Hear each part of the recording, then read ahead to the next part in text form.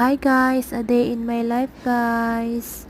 As a cat in Saudi Arabia. Char lang guys, uy. Kilala nyo naman yun si Sandy guys, diba sikat yarn.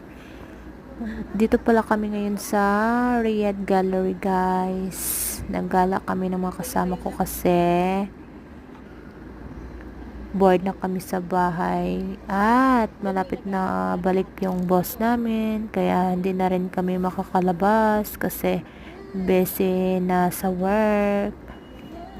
Kaya yan, sinulit na namin yung araw na to. Dito pala kami sa food court guys. Ngayon naghihintay kami sa order na pagkain guys. Ayan, kasama ko.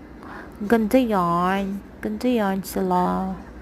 Sana all maganda. Char.